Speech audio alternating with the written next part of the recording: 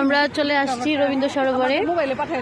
Mainly আমাদের ছিল এটা বিজ্ঞান কলেজে আমাদের মিট আপ করার, কিন্তু আমাদের হাফেজা বেগম উনি নাকি সুন্দর পরিবেশ ছাড়া বসতে পারেন না, এখানে ধুলাবালি, সেই কারণে আমাদেরকে যথারীতি নিয়ে আসলো ভিড় ঠেলে জ্যাম ঠেলে এই রবীন্দ্র সরোবরে। দেখতে পারেন, হ্যাঁ আমরা এখানে আসি, সবাই উপস্থিত আছি।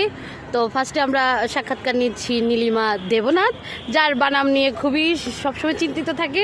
রুবেলকে এবং আমাকে প্রায় হুমকি দামকি দেয়, সে নাম ঠিক কর। আচ্ছা ঠিক আছে, ওকে। নীলিমা, তোমার কেমন লাগছে? আমার তো খুবই ভালো লাগতেছে, কারণ সবাই পাইছি এখানে সেই 20 বছর আগের সব বন্ধু বান্ধব, বিশেষ করে বান্ধবীদের পাই। আমি খুব আনন্দিত, আপ্লুত। শুধু আবেগে আপ্লুত হয়ে তার চোখের পানিটাই বের হচ্ছে না। সে আমাদের গাড়িতে ঢুকতে দেয় না, বসতে দেয় না। যদিও রুবেল আমাকে বলে ফ্রি সার্ভিস খাস, কিন্তু ওর পাল্লায় যে পড়বে সেই ফ্রি সার্ভিস খাওয়া। নেক্সট হাফেজা তুমি বলো, হাউ টু ফিল ইউ? আমার খুবই ভালো লাগতেছে, এক্সিলেন্ট, মানে অসাধারণ, বলার ভাষা নাই। আরো বলো, তোমার জন্য দেখা করার জন্য কি কষ্টটা করলাম।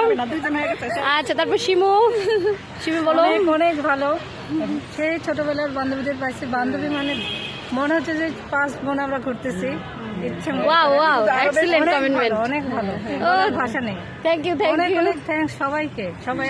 মাকসুদা খাতুন, শিমু, কিন্তু এখন এক্ষুনি যাব আমরা মাকসুদা খাতুন মিলির কাছে।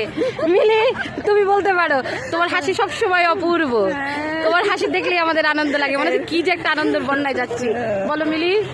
অবশ্যই খুব ভালো, মানে কি বলবো আর ভাষায় প্রকাশ করা যাচ্ছে। নীলিমার হাত, বিশেষ করে হাতে যায় তো দেখেছি অনেক বছর পর, একদম জড়ায় ধরছি, কান্না বাকি আর।